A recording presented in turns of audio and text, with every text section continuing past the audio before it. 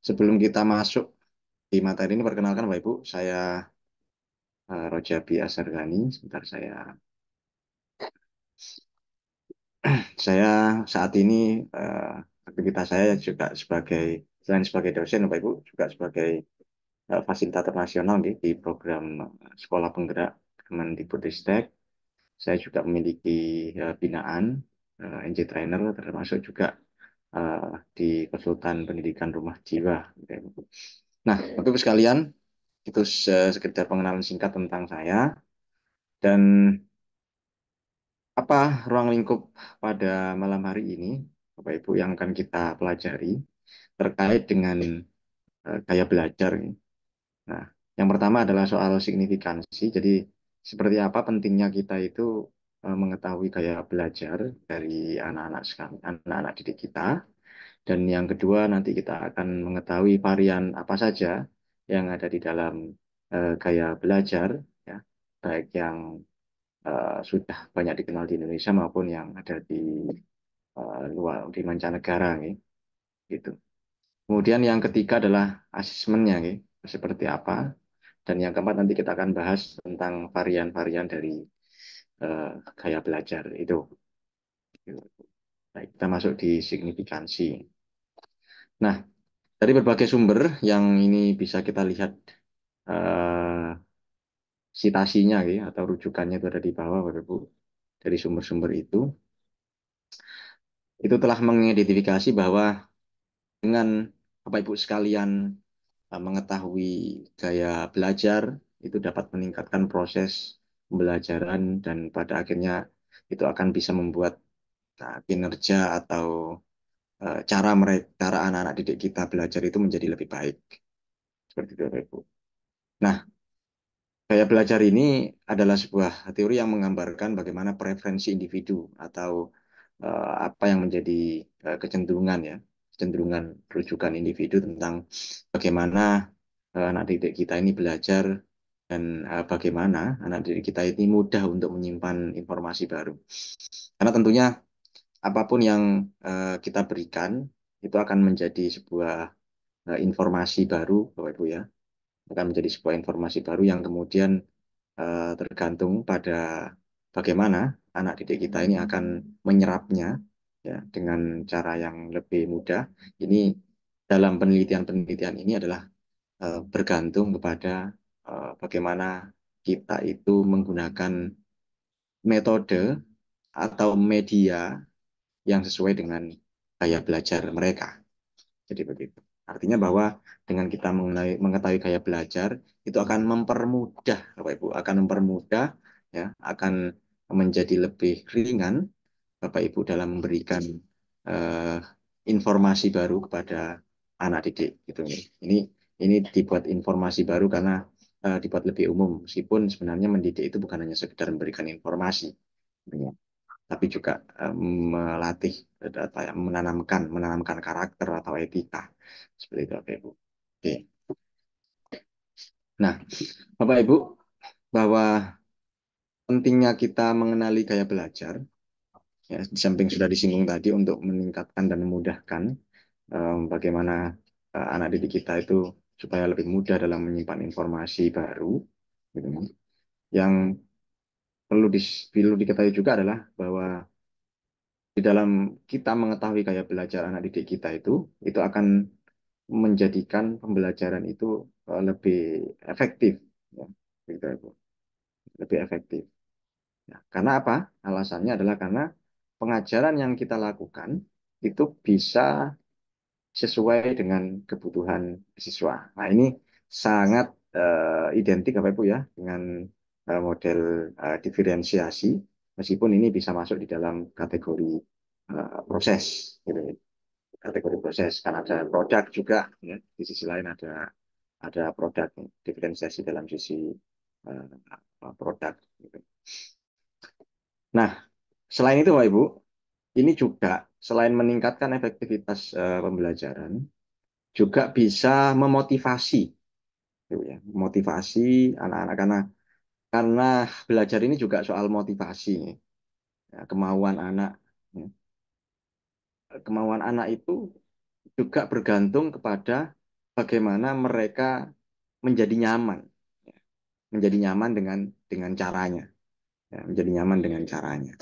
Gitu. Nah, kadang-kadang memang media, ya, atau metode itu em, menjadi penting, ya, bahkan bahkan mengalahkan dari isi, gitu ya, bahkan mengalahkan dari isi.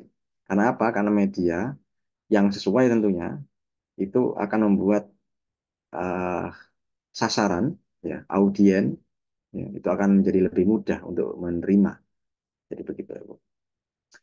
Nah, ketika di dalam motivasi dan keterlibatan siswa ini uh, dilakukan dengan proses cara atau dengan diferensiasi gaya belajar mereka, ya, ini sebagaimana yang saya sampaikan tadi, itu akan menjadikan pembelajaran itu lebih nyaman, ya. Anak-anak menjadi lebih menikmati, anak-anak bisa lebih berpartisipasi, ya. Karena apa? Karena melihat kecenderungan, ya, melihat apa ya, eh, kebiasaan, dan melihat apa yang mereka inginkan, gitu, di dalam proses belajar, gitu. Nah, tentu ketika anak-anak itu menjadi lebih efektif di dalam belajar dan mereka lebih termotivasi di dalam belajar, gitu, maka pencapaian hasil juga akan mengikuti menjadi lebih baik, gitu ya, Bu, ya. Pencapaian hasilnya, target di dalam pendidikannya, ya. Kemudian apa karakteristik yang ingin dicapai oleh sekolah, gitu ya, di dalam satuan pendidikan, itu akan lebih mudah tercapai, dan hasilnya bisa apa ya, dipertimbangkan menjadi lebih baik, seperti itu, Bapak Ibu. Oke. Nah, Bapak Ibu, setelah kita mengetahui bagaimana pentingnya mengetahui gaya belajar pada anak-anak itu, maka berikutnya kita masuk di dalam variannya. Nah, ini yang terkenal di Indonesia, Bapak Ibu. Beberapa varian itu ada visual, ada auditori, dan ada kinestetik, gitu, Ibu, ya. Nah, ini beberapa hal, dan model ini atau varian ini, Bapak Ibu, itu masih sampai saat ini itu masih tetap digunakan, Bapak Ibu, ya. Ini karena ini terbukti dari berbagai eh, penelitian yang dilakukan, ya.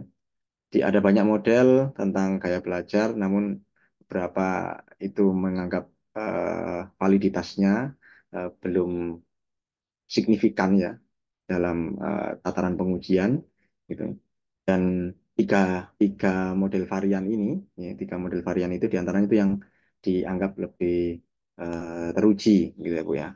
Ini dianggap lebih teruji. Ini bisa dirujuk di dalam penelitian yang sudah saya cantumkan di di bawah, itu ya, Bu, ya. Gitu.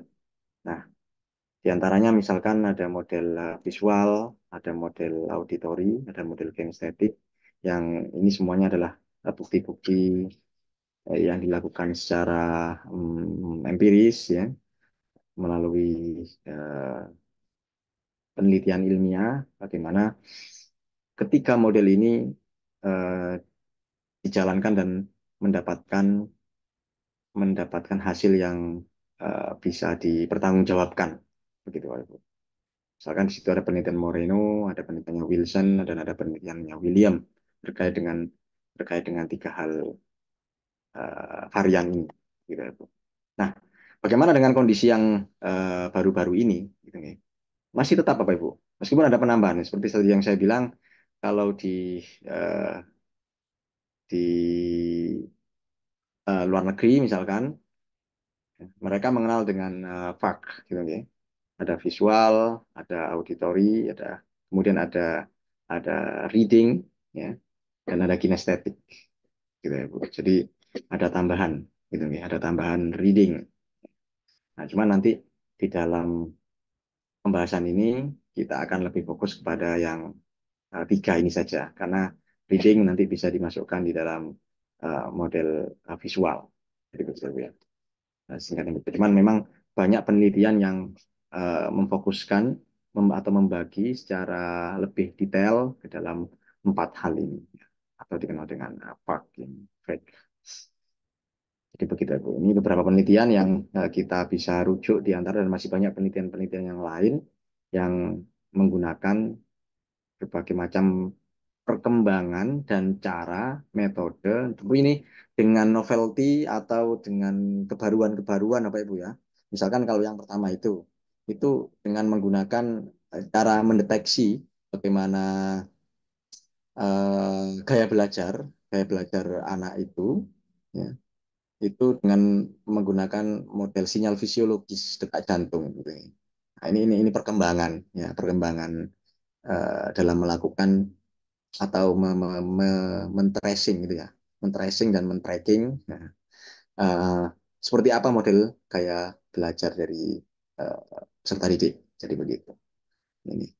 Atau yang dengan model yang kedua ini itu uh, ada sebuah studi yang itu menemukan bahwa prestasi akademik dan kepuasan daripada siswa itu sangat sangat ditentukan juga dengan gaya gaya belajarnya gitu. Jadi begitu. Ini melalui rekayasa lingkungan belajar yang campuran seperti itu.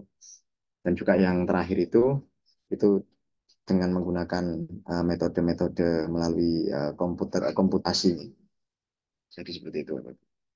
Jadi saya ingin mencoba meyakinkan bahwa sampai saat ini model kayak ini masih tetap memiliki perkembangan dalam penelitian-penelitian dengan berbagai macam metode tentunya, dengan berbagai macam metode, apalagi di di zaman sekarang ya, di periode sekarang yang banyak berkembang digitalisasi seperti itu.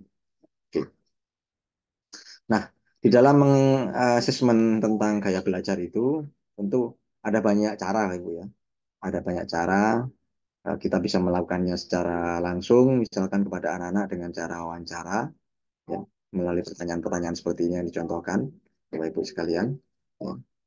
Dan ada juga yang dengan menggunakan eh, apa ya alat ya, atau tools seperti uji. Ya. Ini Bapak Ibu bisa nanti dirujuk di sini ya. Itu ada em, cara-cara ya, ya, ada cara-cara yang bisa menjadi rujukan Bapak Ibu dalam melakukan uji terkait dengan gaya belajar. Atau nanti juga Pak Ali akan menjelaskan terkait dengan tools apa yang lebih mudah digunakan, gitu ya, Bu, ya, terkait dengan gaya belajar. Nah, pada intinya tools ini Bapak Ibu adalah eh, media atau jembatan yang bisa membuat kita itu lebih mudah dalam mengklasifikasikan atau mendiferensiasikan anak-anak ketika nanti belajar. Nah, artinya hasil dari tools ini Bapak Ibu, ya, kalau tidak ditindaklanjuti ya, dengan cara Bapak Ibu memberikan diferensiasi kepada anak didiknya, ya tentu akan menjadi percuma dengan menggunakan tools-tools yang ada ini terkait dengan mengidentifikasi gaya belajar gitu ya, ya. Jadi begitu. Oleh karena itu tools ini menjadi penting ketika nanti Bapak Ibu di satuan pendidikan Bapak Ibu akan ditindaklanjuti ya dengan pembelajaran yang berpusat pada murid, ya, yang berpusat pada murid di satuan pendidikan Bapak Ibu. Jadi begitu. Oke. Nah, Bapak Ibu sekalian, sekarang kita akan masuk pada pembahasan tentang gaya belajarnya Bapak Ibu ya.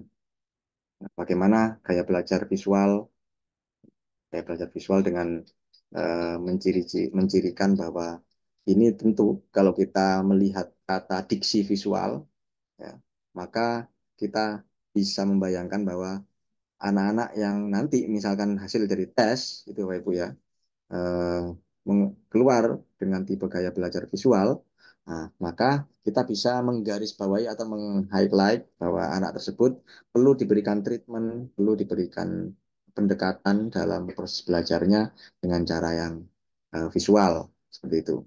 Ya. Yang mereka itu dalam tipe visual ini memang menyukai dengan ya corak-corak gitu ya Bu ya, dengan model corak-corak, ya, warna, bentuk, karena memang mereka dengan pendekatannya visual gitu, gitu. Nah, karakteristiknya ketika uh, mengetahui bahwa anak tersebut dengan gaya belajar visual, maka mereka itu lebih apa ya rapi dan teratur, lebih mudah mengingat dari yang dilihat daripada yang didengar, ya karena memang tipenya adalah visual, gitu ya. Nah, dan mereka itu adalah pembaca, ya, karena mereka lebih mudah melihat, ya. Terus kemudian eh, lebih memahami ketika kita mencoba untuk mendemonstrasikan daripada kita menceramahkan atau membidatokan, gitu ya, Bu. Dan tentu dengan anak visual ini em, akan cukup apa ya, kita cukup akan berusaha keras ketika meyakinkan dengan cara yang model-model verbal, gitu ya, dengan cara yang verbal.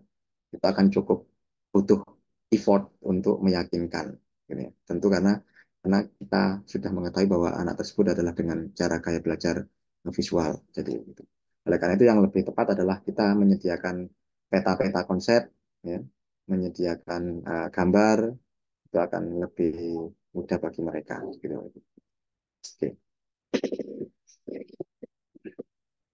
Nah, tips mengajarnya Bapak Ibu, ini tentu hanya sebagian tips saja Bapak Ibu ya, yang perlu dikembangkan tentunya sesuai dengan karakteristik di sekolahnya dan ketersediaan ketersediaan fasilitas yang ada di sekolah tentunya ini bisa disesuaikan. Ya, kita bisa menggunakan slide, ya, tampilan-tampilan, kita bisa karena saat ini juga sudah banyak nih, short misalkan yang berkaitan dengan materi-materi, ya, begitu banyak di YouTube bisa kita carikan buat anak-anak. Tentu tidak hanya sekedar menonton ya, nanti kan banyak metode-metode pembelajaran yang harus melakukan refleksi ya Bapak Ibu ya.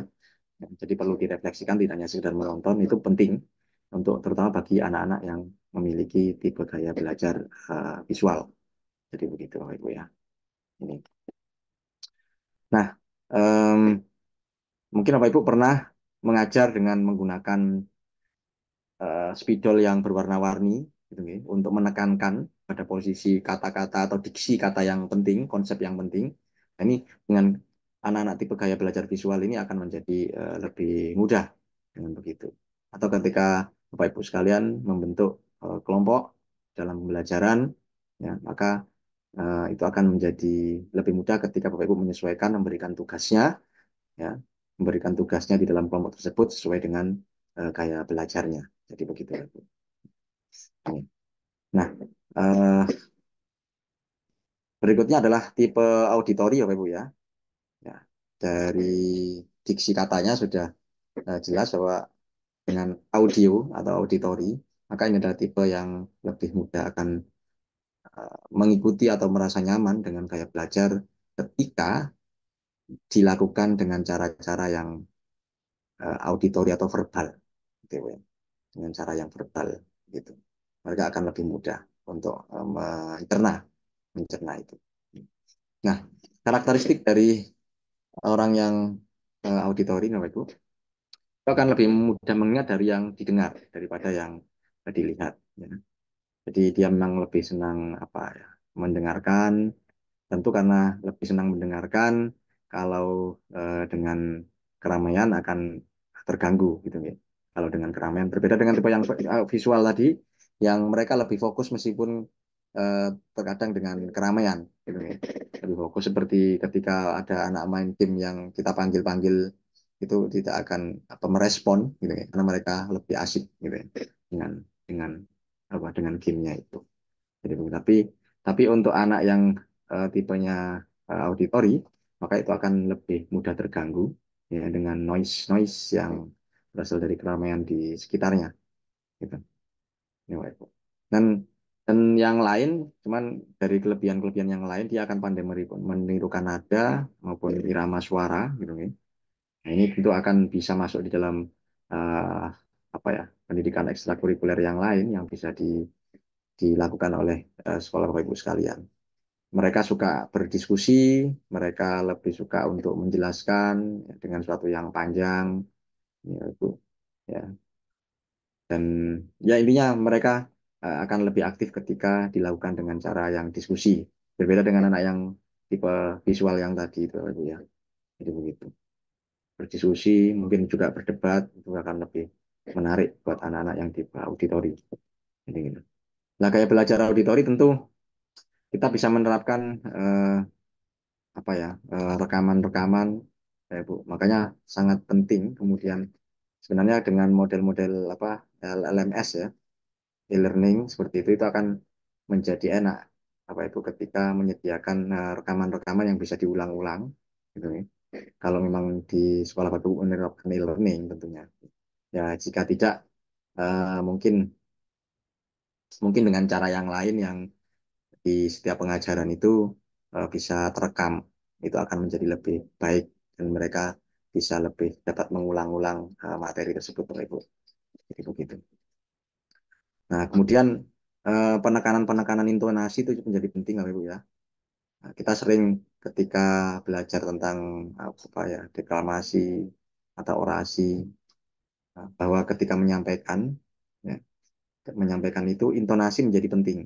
Ya, intonasi menjadi penting untuk menekankan apakah itu hal yang memang menjadi maksud kita, ya, ya, menjadi maksud kita untuk disampaikan sehingga itu menjadi perlu untuk ditekankan. Nah, jadi begitu. Dan kemudian pengulangan ya, pengulangan penjelasan itu juga menjadi penting, Bapak Ibu. Dan tentu juga diskusi, ya, diskusi itu akan menjadi penting dari bagi anak-anak yang tipenya auditori, gitu nih. Model kooperatif misalkan, model kooperatif learning, ya, itu yang di situ ada model apa ya tanya jawab atau menceritakan secara bergantian itu menjadi penting. Dan yang terakhir adalah gaya belajar kinestetik, ya, Bu ya. Ya, dari segi pilihan katanya kinestetik tentu ini adalah berkaitan dengan physical, ya, physical. Ada materi tentang physical education, Bapak Ibu ya, yang dimana anak-anak bisa belajar melalui gerak, ya, melalui tim, atau dikenal dengan team building, atau kalau di Indonesia dikenal dengan gitu, atau misalkan seperti itu. Nih. Nah, tipe karakteristik ini Bapak Ibu menyenangi belajar dengan metode praktek tentu, ya, yang melibatkan aktivitas gerak kemudian eh, tentu dengan lebih banyak bergerak dia berbicara dengan apa ya perlahan, ya. Terus kemudian ketika berkomunikasi ya lebih banyak untuk tidak tenang gitu ya ketika berkomunikasi. Artinya tidak tenang itu banyak gerakan-gerakan tubuh yang akhirnya dilakukan gitu. Ketika dia misalkan melakukan hafalan itu dengan cara ya menggerakkan tubuh, ya mempraktekkan misalkan seperti itu Ibu. Seperti itu. Nah, gaya belajarnya Bapak Ibu dalam apa ya gaya belajar maksud saya adalah cara tips atau mengajarnya tentu ini adalah dengan cara praktek itu akan menjadi lebih baik. Ya, dengan alat peraga, dengan mencoba langsung itu akan menjadi lebih baik buat anak-anak yang tipe kinestetik gitu ya. Jadi begitu. Uh, Kemudian memperagakan terus menggunakan apa ya simulasi atau role playing, ya model-model pembelajaran dengan role play, ya, atau simulasi itu akan menjadi lebih menarik dengan tipe anak-anak yang belajar di estetik. Kita bisa banyak mendapatkan materi tentang role play, ya, terus kemudian atau simulasi yang berkaitan dengan materi Bapak Ibu sekalian itu bisa kita lihat banyak sekali di akses di mana di YouTube Bapak Ibu ya. Jadi begitu. Oke. Dan hal yang cuman perlu diketahui Bapak Ibu dari semua kayak belajar ini, apakah kemudian kita penting untuk mendiferensiasinya dalam satu kelompok, ya, dalam satu kelompok, atau kita akan mencampurnya mereka. Nah, ini tergantung pada kemungkinan yang bisa dilakukan di satuan pendidikan Bapak Ibu sekalian. Gitu ya. Jika memang masih lebih mungkin dalam taraf awal, sebaiknya memang anak-anak dengan tipe gaya belajar yang sama itu dikelompokkan. Gitu. Ya, karena itu akan lebih mudah mereka mengenali satu sama lain, ya, mengenali satu sama lain. Tapi dalam proyek tertentu, yang membutuhkan kolaborasi terhadap orientasi hasil misalkan, itu akan lebih baik jika kemudian di mix, ya, ya, di mix, dicampur antara tipe gaya belajar ini. Ya, oleh karena itu ini adalah bagian dari apa, pentahapan, gitu. Melakukan pentahapan. Jadi begitu. Nah, Bapak Ibu sekalian, bahwa ketika kita menerapkan metode apa ya, gaya belajar dalam mengajar itu, ini tidak hanya sebenarnya tidak hanya untuk meningkatkan pemahaman, ya. Tidak hanya untuk meningkatkan pemahaman dan kecenderungan para siswa, tetapi juga akan memberikan rasa kepercayaan diri pada anak-anak. Nah, penting ya, kepercayaan diri dalam belajar itu kan menjadi penting, Bapak Ibu ya. Dan kemudian juga apa ya, mereka menjadi puas karena siswa itu merasa lebih diperhatikan, merasa diperlakukan sesuai dengan cara mereka, sehingga mereka akan menjadi lebih bersemangat begitu. Nah, sebagai pendidik kita tentu memiliki peran penting dalam membantu para anak didik kita, para murid kita untuk mencapai kesuksesan, gitu nih. Karena itulah eh, tujuan kita mendidik adalah untuk mengembangkan kemampuan mereka, ya. Bukan untuk mengembangkan kemampuan diri kita sendiri sebagai guru, ya. Ya. Jadi ini yang harus menjadi apa ya, tujuan, hmm, Ibu sekalian. Nah, salah satunya adalah dengan cara kita memahami dan menghormati tentu, ya, perbedaan gaya belajar yang ada di antara para siswa kita, gitu ya. Jadi Bapak Ibu dengan mengetahui gaya belajar ini, jangan memaksakan cara Bapak Ibu sekalian ketika mengajar, gitu ya, ketika mengajar. Tapi kita harus memahami dan menghormati bagaimana cara mereka belajar. Nah, ketika kita mengajar dengan mempertimbangkan gaya belajar individu, ya, kita bisa memberikan kesempatan bagi setiap siswa untuk belajar secara optimal. Jadi begitu, Ibu. Oke, begitu Ibu sekalian. Terima kasih.